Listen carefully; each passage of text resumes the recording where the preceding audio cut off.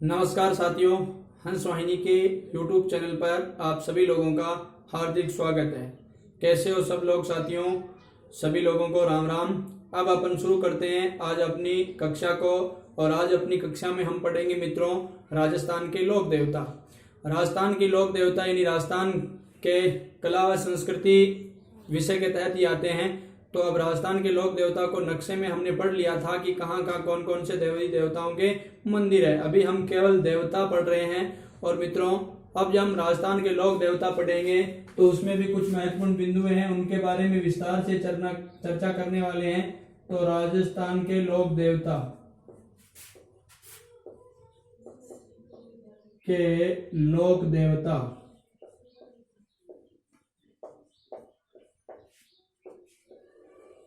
सबसे पहले एक चीज ध्यान रखना, जब लोक देवताओं से संबंधित अगर एक प्रश्न आता है तो वो एक प्रश्न यहाँ से भी आता है, पंचपीर से।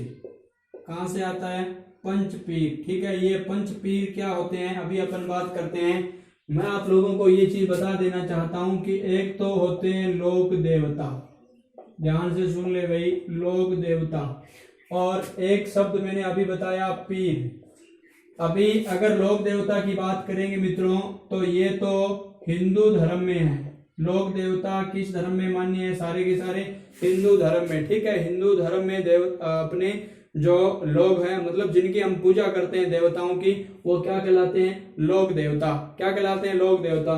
मुस्लिम धर्म के कुछ लोग है ना, मुस्लिम धर्म में भी पूजा की जाती है। तो ये लोग किसके रूप में पूजा करते हैं? पीर के रूप में। किसके रूप में? पीर के रूप में। ठीक है, अब अपन बात करेंगे इसकी। देखो कुछ ऐसे लोक देवता थे, है ना। लोक देवता से क्या आशय है आप समझ गए होंगे। लोक देवता उन महापुरुषों को कहते हैं जिन्होंने इस धरती पर कुछ अच्छे कार्य किए, सदकर्म किए, है ना। चाहे वो किसी भी रूप में हो, चाहे वो ना जीवों की सेवा की हुई, चाहे इन्होंने किसी की रक्षा की होगी, है ना, चाहे ये एक तरीके से छुआछूत का इन्होंने विरोध किया होगा, चाहे इन्होंने दलितों का उद्धार किया होगा, किसी भी रूप से, है ना, एक तरीके से अलौकिक उन्होंने कार्य किया। इस समाज में रह करके छुआछूत की भावनाओं से ऊपर उठ करके, है ना, समाज के सभी लोगों को सद्भाव के रूप में मान करके, तो वो महापुरुष क्या कहलाए? लोक देवता। और जिन्होंने अपने चमत्कारिक कार्य से कुछ अच्छा कार्य भी करके दिखाया, तो वो लोग कौन क्या कहलाए? लोक देवता। ठीक है, तो ऐसे, और ये भी मैं आप लोगों को बता दिया कि ये लोग जब धरती से, यानी जब ये इस धरती को छोड़कर जब गए, तो बाद में इन्हीं के कुछ अच्छे कार्यों के प्रति लोगों का आदर था। इस वजह से इन लोगों को क्या करने लगे? पूजने लगे लोग, है ना। तो ये एक तरीके से लोक देवता के नाम से क्या हो गए? यानी प्रसिद्ध हो गए और पूजे जाने लगे। आज भी लोग अपनी इच्छाओं का, हम लोग, है ना, हमारी इच्छाओं की पूर्ति के लिए इनका क्या करते हैं? इनकी आराधना करते हैं, इनकी पूजा करते हैं। तो अब मित्रों लोक देवता हिंदू और पीर मुसलमान। लेकिन कुछ ऐसे भी लोक देवता है जो, यानी कि कुछ ऐसे लोक देवता है जिनको ये मुसलमान भी क्या करते हैं? पूजते हैं, और हिंदू भी पूजते हैं, मतलब ये दोनों पूजते हैं। तो ऐसे लोक देवताओं को यहाँ पर क्या कहा गया है? पीर भी उन्हीं को ही कहा गया है, क्योंकि मुसलमान लोग पूजते हैं तो वो उनको क्या कहते हैं? पीर। और ऐसे पीर कितने थे? 5। कितने पीर थे? 5। अब हम इन पीरों के बारे में चर्चा करते हैं। देखो पंचपीर, और पंचपीर नामक अपना बिंदु शुरू हो गया। और मित्रों इसको याद करने के लिए मैं आप लोगों को एक दोहा बता देता हूं। एक दोहा प्रचलित है ना, पाबू हड़बू रामदेव मांगलिया मेहा, पांचों पीर पधारजो, गोगा जी जय हा। बोलो गोगा जी महाराज की जय हो। तो मित्रों यानी ये दोहा आप लोग याद कर लेना, पाबू हड़बू रामदेव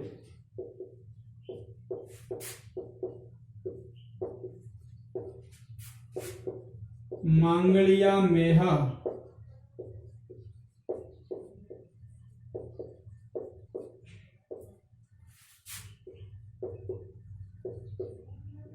पांचों पीर पधारजो।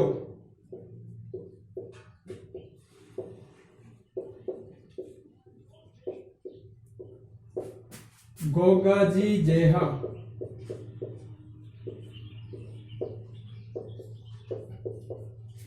पाबू हड़बू रामदेव मांगलिया मेहा, पांचों पीर पधारजो, गोगा जी जय। यहां से प्रश्न एक ऐसे आ जाता है कि इनमें से पीर है ना, इनमें से पीर कौन सा नहीं है, पंच पीरों में कौन से देवता नहीं है, तो 5 पीर है। 5 पीर कौन कौन से, तो बाबू जी, हड़बू जी, रामदेव जी, मांगलिया मेहा जी, और एक अपने पास गोगा जी जयहा है ना। बात करेंगे गोगा जी चौहान की, तो साथियों ये 5 है। अगर ये दोहा आप लोगों को याद होता है तो कभी भूलोगे नहीं, अच्छी बात है, हमारी कल्चर की चीज आपको याद हो रही है। लेकिन फिर भी नहीं याद होता है तो एक ट्रिक काम ले सकते हो आप लोग, ये इसका ट्रिक है। और वो ट्रिक क्या है, साधारण सा ट्रिक आपको याद भी हो जाएगा, गोपी मेरा है, ऐसे याद कर लेना, गोपी मेरा है, ठीक है, ये तो याद हो जाएगा, गोपी मेरा है।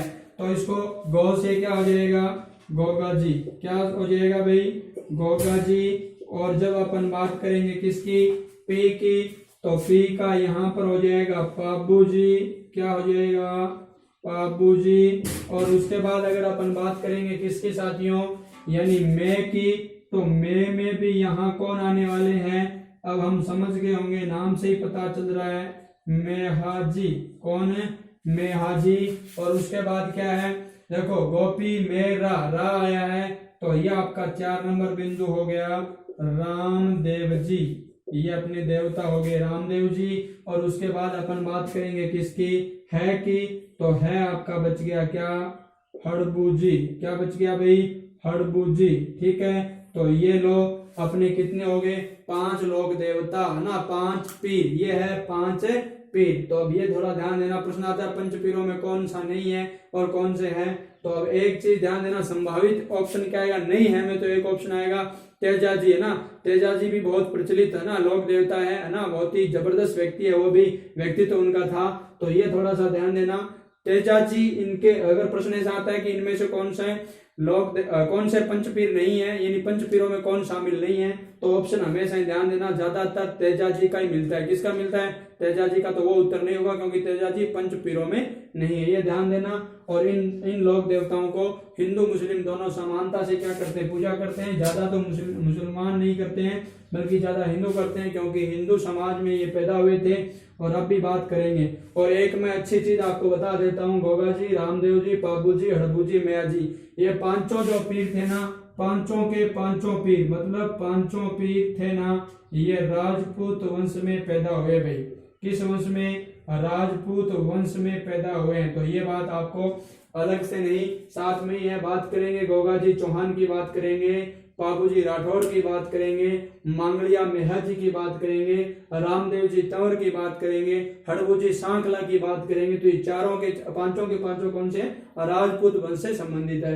अब साथियों हम इससे आगे बढ़ते हैं, यानी यह हमें याद हो गया, पाबू, हड़बू, रामदेव, मांगलिया मेहा, पांचों पीर पधारजो, गोगा जी जया, ये पांचों पीर हमारे क्या आ जाएंगे भाई, अब हमारी सहायता करेंगे याद करने में भी। तो हम उनको मना के शुरू करते हैं अपनी आगे की ये राम कथा।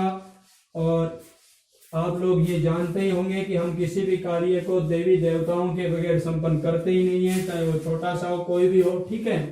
तो शुरू करते हैं साथियों। अब 1 नंबर का अपना बिंदु, 1 नंबर हम लेंगे किसको, किस लोक देवता को, रामदेव जी को, रामदेव जी को। रामदेव जी को 1 नंबर क्यों लेंगे, इसके पीछे कारण ये है कि रामदेव जी को कहा जाता है, क्या कहा जाता है, पीरों का पीर। तो मैं रामदेव जी के उपनाम लिख रहा हूं, इसी प्रकार हम लगातार चीज पढ़ेंगे। उपनाम, सबसे पहले उपनाम।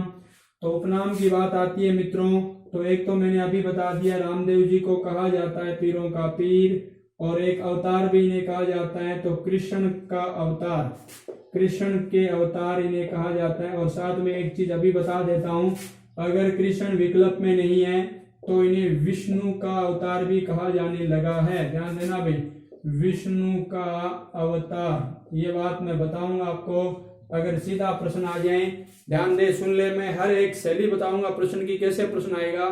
प्रश्न यहां से ऐसा आएगा कि निम्न में से विष्णु के अवतार कौन से देवता है, किस देवता को माना जाता है। तो ध्यान देना, अगर वहां पर देवनारायण जी ऑप्शन है तो पहला उत्तर आपका देवनारायण जी होगा, ठीक है। देवनारायण जी विकल्प में नहीं है तो विष्णु का अवतार आप मान लेना, किसको, रामदेव जी को। दूसरी बात, अगर प्रश्न में आ जाए निम्न में से रामदेव जी को किसका अवतार माना जाता है, अगर प्रश्न में पहले कृष्ण का अवतार है तो ये कृष्ण का अवतार आपका सही उत्तर होगा। अगर कृष्ण का अवतार ऑप्शन में ही नहीं है तो आप विष्णु का अवतार उत्तर करके आ जाना, नंबर लेना है, हमें नौकरी प्राप्त करनी है। एन कैन प्रकार मतलब किसी भी तरीके से, तो ये ध्यान रख लेना। तो कृष्ण के अवतार और विष्णु के अवतार। इसके बाद साथियों इन्हें कहा जाता है पीरों का पीर। क्या कहा जाता है? पीरों का पीर। अभी मैं यह बात अभी बताने वाला हूं, पीरों का पीर क्यों कहा जाता है। और हिंदू जो लोग होते हैं इन्हें कहते हैं राम सा पीर। क्या कहते हैं? राम सा पीर। ठीक है, राम सा पीर, राम सा धनी, रूणे चेहरा धनिया, है ना, ये बात भी आप लोग लिख सकते हो। और रूणे चेहरा धनी इन्हें कहा जाता है। और साथ साथ में इसे कहा जाता है लीलेरा अस्वार। लीलेरा अस्वार, ये लो। ठीक है, ये इसके उपनाम हो गए साथियों। उपनाम कृष्ण के, है ना, क्या है ये? अवतार है या विष्णु के अवतार, कृष्ण विकल्प में नहीं है, तो पीरों का पीर इन्हें कहा जाता है। और साथ में राम सा पीर इन्हें हिंदू लोग भी कहते हैं। और रूणे चेहरा धनिया। ठीक है, ये थोड़ा सा ध्यान देना, रूणे चेहरा धनिया, है ना, तो अपन कहते हैं रूणे चेहरा धनी। और इसी प्रकार लीलेरा अस्वार। अब देखो साथियों, इस चीज को हम और आगे बढ़ाते हैं। मैंने आप लोगों को एक नाम का तर्क दिया कि पीरों का पीर इन्हें क्यों कहा जाता है। ये पहली बात यही कर लेते हैं, आगे कोई दिक्कत नहीं आएगी।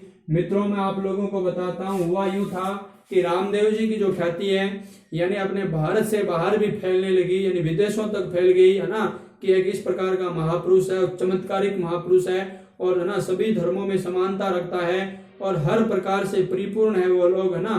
तो उनकी ख्याति तो फैलनी है, स्वाभाविक है। ठीक है, तो ये फैली तो मक्का से क्या हुआ? 5 पीर आए। ध्यान देना भाई, कहां से?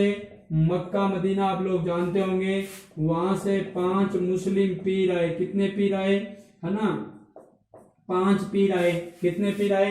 5 पीर। कुछ लोग कहते हैं 4 पीर आए, 5 पीर आए, लेकिन फिर भी आपको याद रखना है कि वहां से ये पीर आए।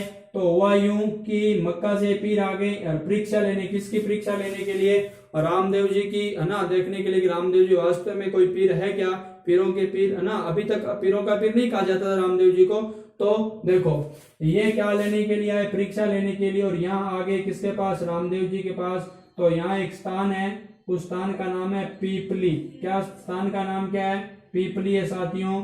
और ये 5 थे, तो इसलिए बाद में स्थान का नाम क्या पड़ गया? पंचपीपली। क्या पड़ गया?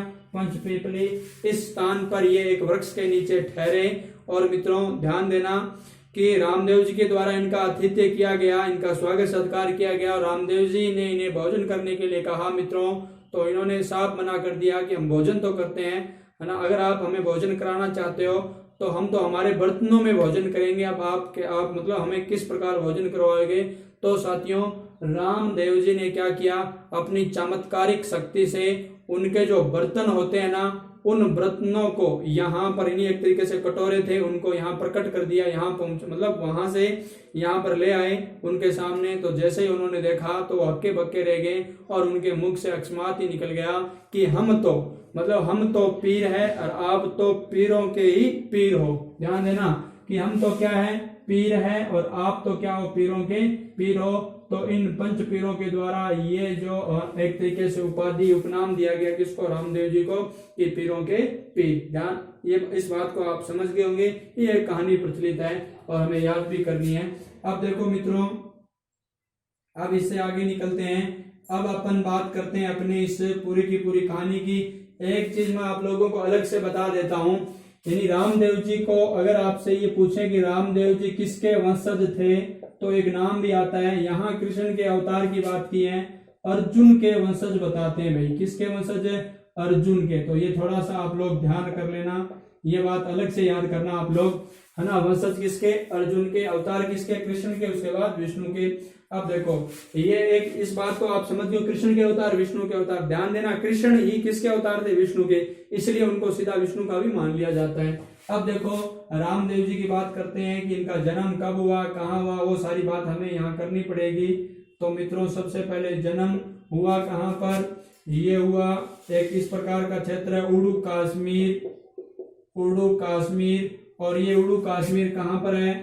शिव तहसील है ये, है ना, शिव। और शिव तहसील है ये किसकी? बाड़मेर की। किसकी है?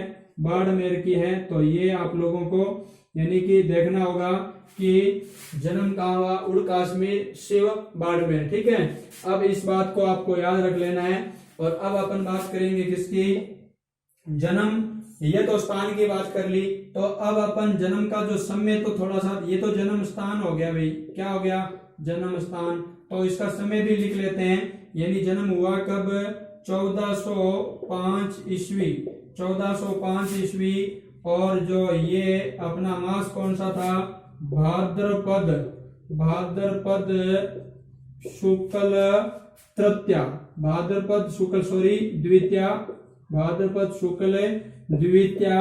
और इस भाद्रपद शुक्ल द्वितीया को आप लोग सब जानते हो कि रामदेव जी का मेला शुरू होता है। तो इस भाद्रपद शुक्ल द्वितीया से लेकर के भाद्रपद शुक्ल एकादशी तक चलता है।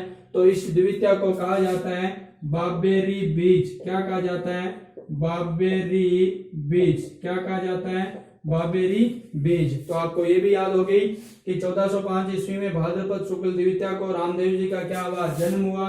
और जन्म स्थान के बारे में हमने चर्चा कर ली, उड़ कश्मीर शिव बाड़मेर, है ना। अब ये जो जन्म हुआ किसके घर, तो घर पर भी बात करते हैं अपन लोग मित्रों। घर की बात करेंगे तो एक चीज मैं आप लोगों को यहाँ बता देता हूँ, जो उड़ कश्मीर क्षेत्र है, शिव अना तहसील है बाड़मेर की, वहां पर है। और अब रामदेव जी का वहां पर बहुत ही बड़ा भव्य मंदिर बना है, अंतिम स्वरूप पर है, बड़ा ही दर्शनीय और देखने लायक मंदिर है। कभी आपको वक्त मिले तो वहां जाया करो, है ना, जाया, है ना, कभी जाना आप लोग, नौकरी लग जाओ उसके बाद अच्छी तरह से जा सकते हो। अभी तो लॉकडाउन है, कहीं नहीं जाना है। अब देखो अपन बात करते हैं किसकी मित्रों, मैं आपको जो चीज बता रहा हूँ इसको थोड़ा सा, है ना, अपन खींचते हैं अंदर की ओर। और अंदर की ओर कहाँ पर, यानी इसका जो जन्म है, इनका जन्म हुआ कहाँ पर था, किसके घर हुआ था।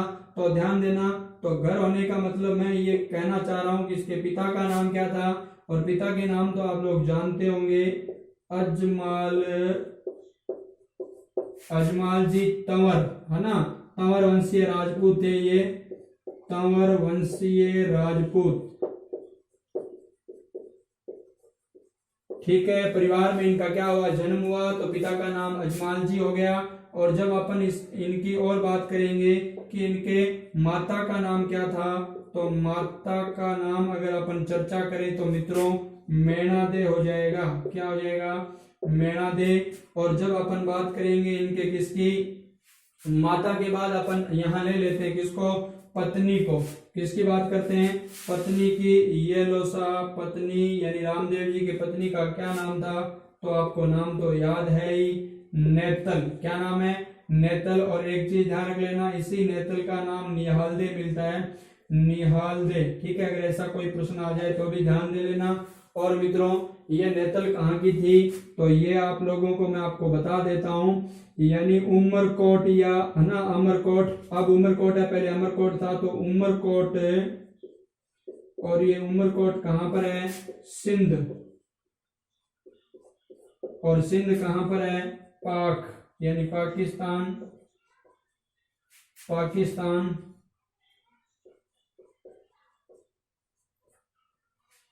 ठीक है, तो ये आपको फिर याद हो गया, पत्नी, नेतल, निहालदे, उमरकोट, सिंध, पाकिस्तान। और यहाँ पर जो परिवार था, ये ना, इस नेतल का जो जन्म हुआ था ना, इसके पिता का नाम आप याद रख सकते हो।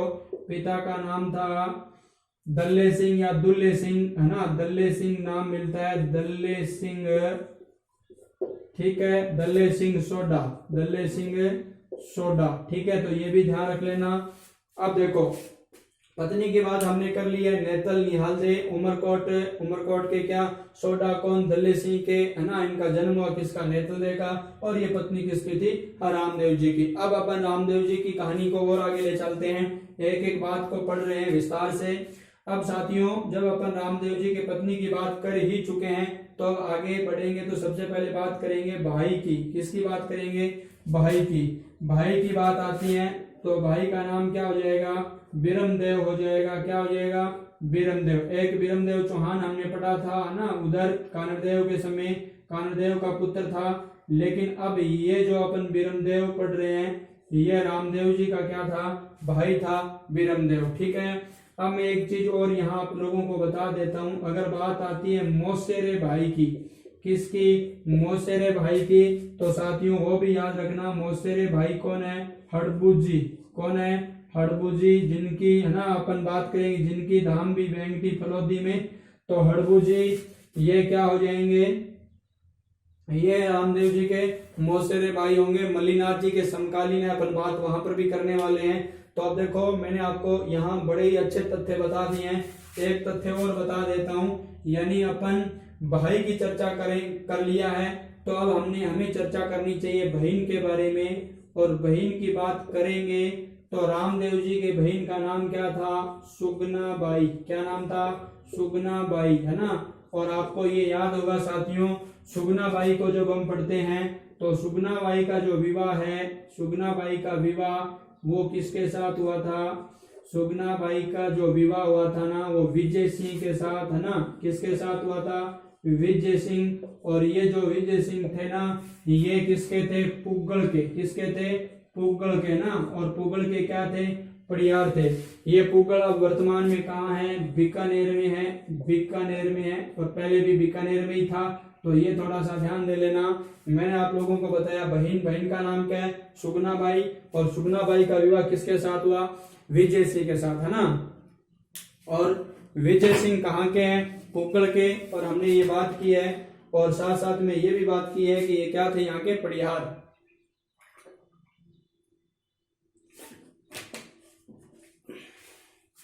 अब देखो, अब अपन बात करते हैं मित्रों एक और बहन की। और इस बहन के बारे में मैंने चर्चा कर ली है, पुगल की है। और ये पड़ियार थे, थोड़े बड़े ही क्या थे? खतरनाक थे। और आपने वो गीत सुना होगा, करुण पुकार सुगना बाई के ना, कि विराम हरा राम दे रे बाई ने ए कर ले बा अड़गो बाईरो सास रो रे बिरा रे ए कर ले वा। मतलब वो अपनी करुण पुकार से रामदेव जी को याद करती हैं। और ये जो पुगल वाले पड़ियार थे, थोड़े खतरनाक आदमी थे, है ना। तो ये थोड़ा सा ध्यान दे लेना। तो मैं आप लोगों को बता दिया एक बात, तो ये ठीक है। अब दूसरी इसकी बहन थी, यानी इनकी बहन, किनकी? रामदेव जी की एक और बहन थी, और उसका नाम मैं इस प्रकार लिख दूंगा, धर्म बहन। कौन थी? धर्म बहन। और रामदेव जी की धर्म बहन की बात करेंगे साथियों, बहन की बात हमने कर ली है। तो धर्म बहन की जब अपन बात करेंगे तो इसमें एक चीज ध्यान रख लेना आपको, इनके धर्म बहन का नाम है डाली बाई। क्या नाम है? डाली बाई। ठीक है।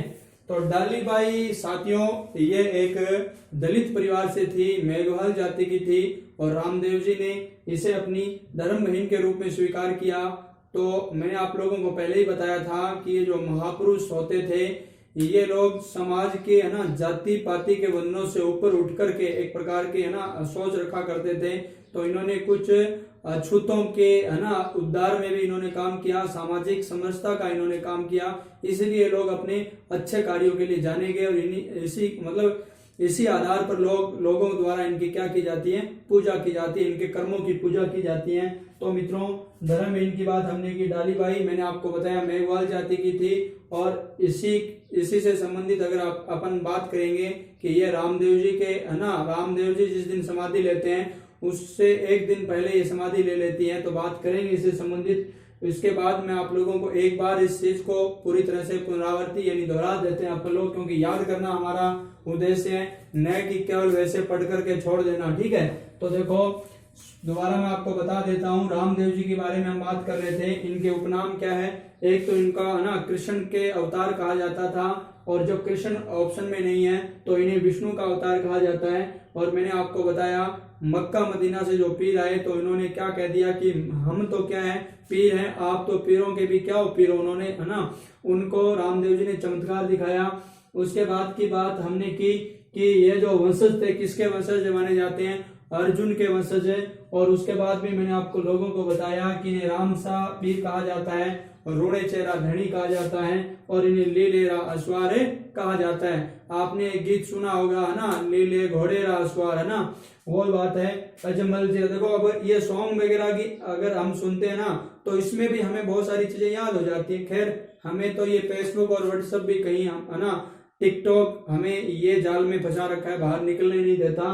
तो ध्यान दे, ये गीतों में भी सारी इतिहास छुपी होती है। जैसे आपने वो गीत सुना नहीं है क्या कि अजमाल जीरा कंवरा रानी रानी मेणा देरा लाल, रानी नेतल दे भरतार मारो हेलो, सुनो जी रामा पियो।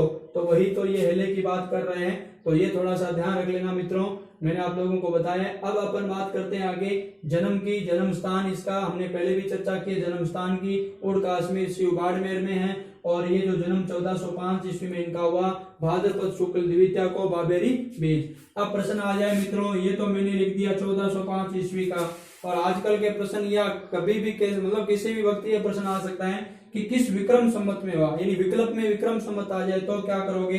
बिल्कुल घबराना नहीं है, डरना नहीं है। एक सरल सा तरीका बता देता हूं आपको कि 1405 क्या है, विक्रम संवत है, ध्यान देना। और 1405 क्या है हमारा, यहाँ ईस्वी सन है, ईस्वी सन आ जाए तो एक याद कर लेना, या तो आप ईस्वी सन याद करो या विक्रम संवत याद कर लो, एक याद कर लेना। बाद में क्या करना है कि अगर आपने क्या याद किया है, ईस्वी याद किया है, क्या याद किया है ईस्वी, तो है ना, उसके 57 जोड़ देना है। क्या जोड़ देना है, 57 जोड़ देना है ना, 57 जोड़ दो, उत्तर क्या आ जाएगा, विक्रम संवत है ना। जैसे 5 7 ये हो गया 12, ये हो गया 6, ये देखो 1462 है ना, ये अब उत्तर क्या आ गया, विक्रम संवत। क्या आ गया, विक्रम संवत। ठीक है, तो ये वाली बात आप लोगों को ना समझ में आई होगी। देखो मैंने आपको क्या बताया, अगर आ जाए ईस्वी सन तो 57 क्या कर देना, जोड़ देना, क्योंकि हमारे ईस्वी सन से विक्रम संवत 57 वर्ष आगे है। अगर आ जाए ईस्वी, अरे आप लोग याद कर रहे हो किसको, मतलब विक्रम संवत को आपने याद कर लिया और परीक्षा में आ जाए ईस्वी सन, तो आप 57 माइनस कर देना, यानी इससे क्या कर देना, 57 घटा देना है ना। 1462 से आप 57 घटाओगे तो आपका उत्तर वापिस क्या आ जाएगा, 1405 आ जाएगा। तो इस प्रकार याद कर लेना। ये हमने बात की किसके बारे में, रामदेव जी के जन्म से भाद्रपद शुक्ल द्वितीया को, और इसी तिथि को बाबेरी बीज, और यहीं से रामदेव जी का जो मेला पोखरण में प्रमुख मेला शुरू हो जाता है। और पिता की बात की, अजमाल जी तंवर हमने बात कर ली, तंवर वंशीय राजपूत थे। उसके बाद माता, और माता का नाम क्या हमने याद किया, मेणा दे। और साथियों पत्नी की बात मैंने आपको बताई, नेतल, इसी का नाम निहाल दे। और ये उमरकोट यानी अमरकोट पहले, अब उमरकोट, और कहाँ पर है, पाकिस्तान में सिंध प्रांत मैंने आपको बताया, और वहां का क्षेत्र है। और है ना, उमरकोट आप लोग जानते हो जिला भी है, और ये अपने राजस्थान के बॉर्डर पर भी लगता है, आप ये भी जानते होंगे। और यहाँ इनका जन्म हुआ, और नेतल के पिता का नाम क्या था, दल्ले सिंह सोडा। ठीक है, उसके बाद भाई की बात की, विरमदेव है ना, ये जो विरमदेव है ये बलराम जी के अवतार माने जाते थे। किसके अवतार, बलराम के अवतार। किसके अवतार भाई, बलराम जी के अवतार। क्योंकि अगर ये है ना कौन, ये रामदेव जी अगर किसके अवतार माने जा रहे हैं, कृष्ण के अवतार, तो इन्हें बलराम का अवतार माना जाता था। और उसके बाद ये ध्यान रखना, मौसेरे भाई की बात करेंगे तो वो कौन है, हड़बुजी। हड़बुजी के बारे में भी अपन चर्चा करने वाले। ये भी क्या है, 5 पीरों में इनका भी स्थान है, लोक देवता है, इनकी बात करेंगे हड़बुजी की, है ना, सांगला। और इधर अपन बात करेंगे बहन की, तो की हमने, बहन का नाम क्या है, सुगना बाई है, जिसका विवाह कहाँ पर हुआ, पुगल में, पड़िहारों के यहाँ विजय सिंह पड़िहार के साथ, है ना। और पुगल कहाँ है, बीकानेर में, आप ये आप ठीक है जानते हो। अब इस है ना हमने, यानी अंत में जो पढ़ा वो था धर्म बहीन। और धर्म बहीन की बात की जाएगी तो वह डालीबाई, और ये एक दलित क्या थी, लड़की थी, जिसके साथ है ना, मतलब जिसके साथ इन्होंने अपने भाई का संबंध स्थापित किया, है ना, इसे अपना धर्म बहीन माना। तो ये प्रारंभिक जानकारी थी रामदेव जी के बारे में साथियों। अब हम इससे भी महत्वपूर्ण बातें हैं अगले दिन और पढ़ने वाले हैं, यानी इसके धर्म, पंथ, संप्रदाय, इनके मंदिर, है ना, इनकी ध्वजा इत्यादि इत्यादि सभी के बारे में अपन अगली कक्षा में पढ़ने वाले हैं। आज की कक्षा को मैं यहीं संपन्न करूंगा। जय हिंद, जय भारत, वंदे मातरम।